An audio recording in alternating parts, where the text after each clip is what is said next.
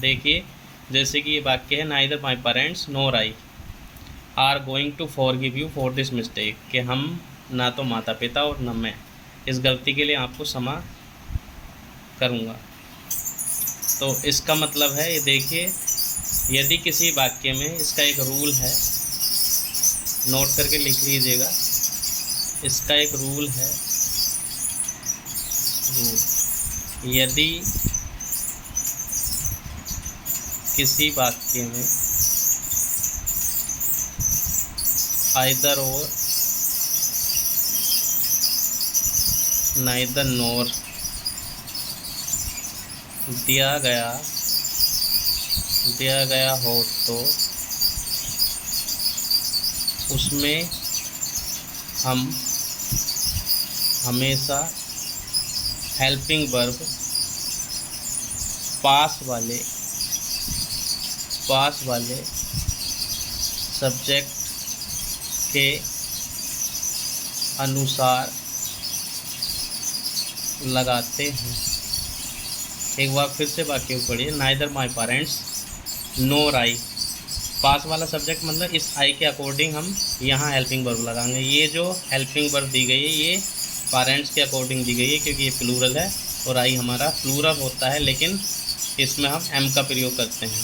Present continuous tense में हम आई के साथ एम का प्रयोग करते हैं, तो इसके लिए हम एम लगा देंगे, आर का प्रयोग नहीं कर देंगे। तो replace R to M. Okay, वाक्य हमारा ठीक हो जाएगा। अगला, इसी तरह अगला देखिए, if he had a credit card he would paid the bill at the shopping mall. यदि उसके पास क्रेडिट कार्ड होता तो वो मॉल में सारा बिल चुकता कर देता।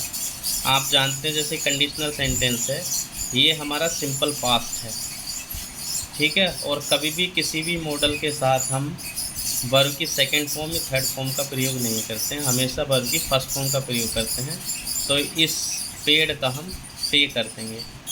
और दूसरी बात नोट करके लिखें, यदि किसी वाक्य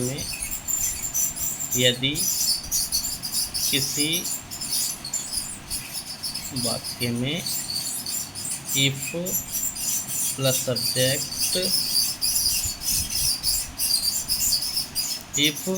subject plus had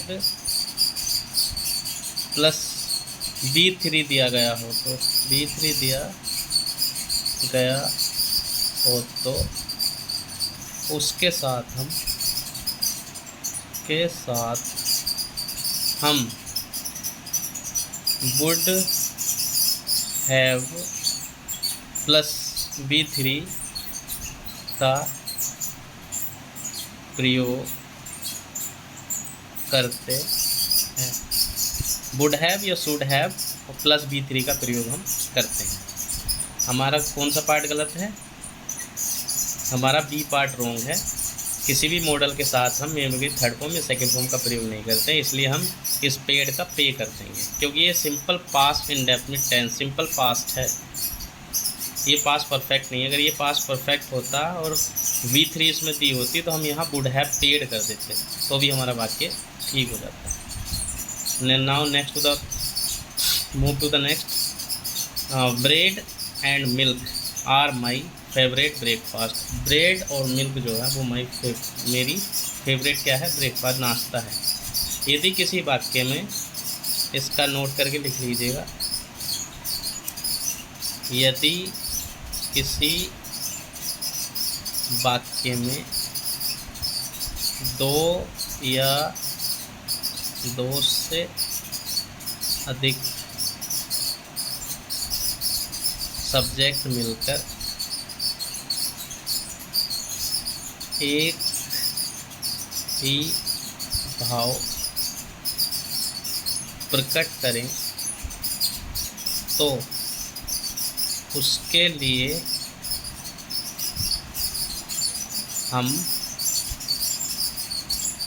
singular helping verb लगाते हैं, ठीक है। जैसे bread and butter, bread and butter is my favourite dish, bread and butter. और मिल्क, सॉरी, जैसे कि आप देख रहे हैं ब्रेड एंड मिल्क, ये हमारा एक ही भाव प्रकट कर रहा है, जैसे lime and soda is a digestive food, तो उसी प्रकार से एंड सम एंड सब्सटेंस, जैसे हमारा सारांश एक ही भाव प्रकट करते हैं, तो उसके लिए हम हमेशा सिंगुलर हेल्पिंग वर्ब का प्रयोग करते हैं, तो इस आर की जगह हम इज कर देंगे। Okay guys, now come to the next question. While she strolled in the park, she came across a wild dog. जब वह पार्क में घूम रही थी तभी अचानक से उसके सामने एक जंगली कुत्ता आ गया। ठीक है, आपको पता है कि अगर जो कोई दो काम एक साथ हो रहे हों तो उसके लिए हम पास्ट कंटिन्यूस का प्रयोग करते हैं। पहला सेंटेंस जो वाइल से जुड़ा हुआ होता है, इसके लिए हम यहाँ वाज स्ट्रोलिंग कर देंगे। यदि किसी वाक्य में दो कार्य एक साथ होते हैं तो उसके लिए हम वाक्य के शुरू में वाइल का प्रयोग करते हैं, और पहला वाला टेंस जो हम पास्ट इंडेफिनिट बनाते हैं, जिसमें वर्ब में आईएनजी का प्रयोग करते हैं। पार्क में घूमते हुए अचानक से कुत्ता उसके सामने आ गया। Now come to the next point, इसलिए हमारा पहले पार्ट में गलती थी। The bus was hired by the ladies for its picnic. जो बस थी उसको हायर किया गया किसके द्वारा? औरतों के द्वारा उनके पिकनिक के लिए। अब इसमें देखिए कहाँ एरर है, part A, part B, part C और D no error. The bus was hired, ये हमारा पैसिव हो गया, बाय द लेडीज़ यहाँ तक। फॉर इट्स पिकनिक, अब जैसा कि आप जानते हैं कि लेडीज़ों के द्वारा क्या हायर करेगी? बस, तो उनकी अपने की पजेसिव केस, क्योंकि सब्जेक्ट हमारा प्लूरल है, लेडीज़ बहुत सारी हैं, ठीक है, और पजेसिव अपने की इंग्लिश लगाने के लिए हम उसमें देयर का प्रयोग करते हैं। जैसे हमारा दे है तो पजेसिव नाउन हम देयर का प्रयोग करते हैं, तो जैसे थर्ड पर्सन दे बनेगा उसके लिए हम इस पजेसिव नाउन डियर का प्रयोग करेंगे। तो ये यहाँ इट्स गलत है, इसके स्थान पर हम डियर का प्रयोग कर देंगे तो वाक्य हमारा ठीक हो जाता। एक होता पजेसिव नाउन, एक होता पजेसिव एडजेक्टिव। तो अपने की इंग्लिश लगाने के लिए हम अपने की अंग्रेजी का प्रयोग करने का हम जैसे नाउन पर नाउन के साथ हम प्लूरल है तो हम इसका डियर बना देंगे। Now she can understand Marathi, वह मराठी समझ सकती है, but she can not speak it properly और फ्लुएंट। वह मराठी समझ सकती है लेकिन उससे अच्छी तरह वो बोली नहीं जाती, और जी तेज़ी के साथ वह नहीं बोल सकती।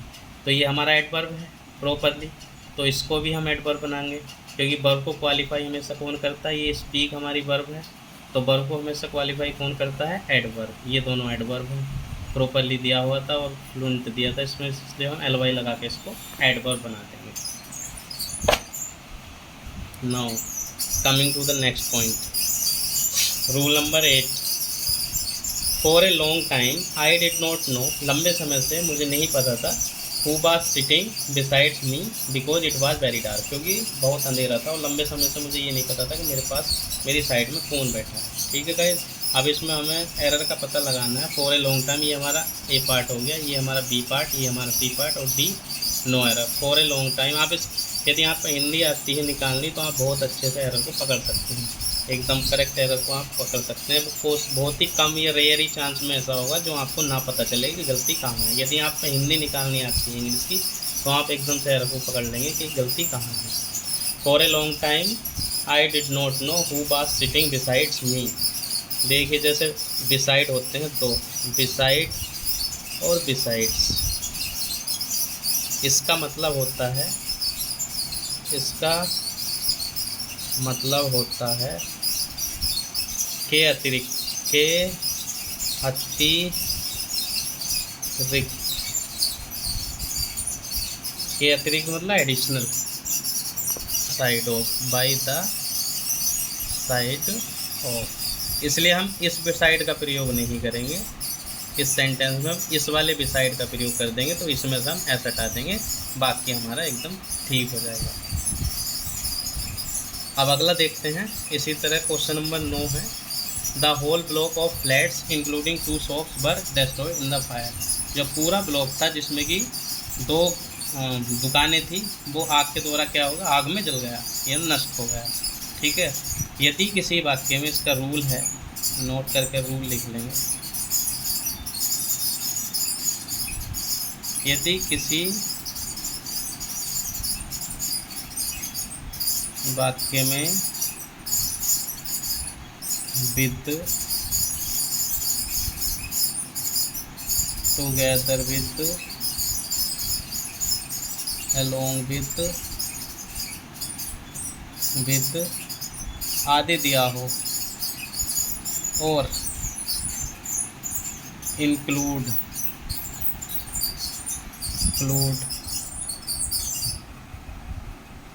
दिया हो तो उसमें हम हमेशा पहले वाले सब्जेक्ट के अकॉर्डिंग अनुसार हेल्पिंग वर्ब का प्रयोग करते हैं। अब जैसे कि आप देख रहे हैं द होल ब्लॉक इंक्लूडिंग, ये इंक्लूडिंग जो है हमारा कंबाइंड है, इसने सबको एक बना दिया। तो हम हेल्पिंग वर्ब जो हमारा द होल के अकॉर्डिंग प्रयोग करेंगे। इसमें चाहे 2 लिखा हो चाहे 3 लिखा हो, उससे हमारा कोई अंतर नहीं पड़ेगा, क्योंकि मेन सब्जेक्ट हमारा क्या है, द होल ब्लॉक इंक्लूडिंग। क्योंकि ये इंक्लूडिंग जो हमारा कंबाइंडिंग वर्ड है, इसके लिए हम इस बाज के स्थान पर बर के स्थान पर बाज कर देंगे, वाक्य हमारा ठीक हो जाएगा। अब अगला rule number 10, I asked 2 persons the way to the station. मैंने 2 आदमियों से स्टेशन का रास्ता पूछा, but none of them knew it, लेकिन उनमें से किसी को भी नहीं पता था। आप नोट करके लिखेंगे, जैसा कि आप जानते हैं, जैसा कि आपने पढ़ा होगा, नाइदर का प्रयोग हम 2 व्यक्तियों के लिए करते हैं और नन का प्रयोग हम 2 से अधिक व्यक्तियों के लिए करते हैं। अब एक बार फिर से आप वाक्य देख सकते हैं, आई आस्क्ड 2 persons, इसने पहले इंडिकेट कर दिया कि मतलब 2 आदमियों से पूछा, और वाक्य में हमारे क्या दे रखा है, नन। जबकि 2 के लिए हम काहे का प्रयोग करते हैं, नाइदर का प्रयोग। नाइदर का प्रयोग भी 2 के लिए करते हैं, आइदर का प्रयोग भी 2 के लिए करते हैं, लेकिन नाइदर पे फोकस इसलिए होगी कि हमारा नन जो है निगेटिव है, इसलिए हम निगेटिव के रूप में नाइदर का प्रयोग करेंगे। उन दोनों में से किसी को नहीं पता था। ठीक है गाइस, अगर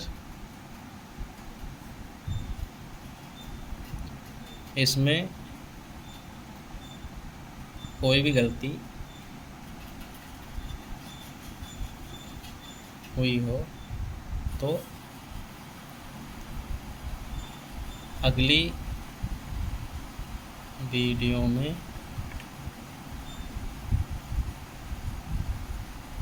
करेक्ट कर दूंगा।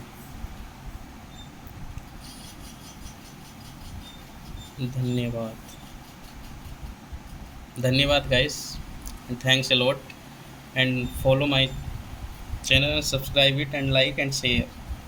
Thank you.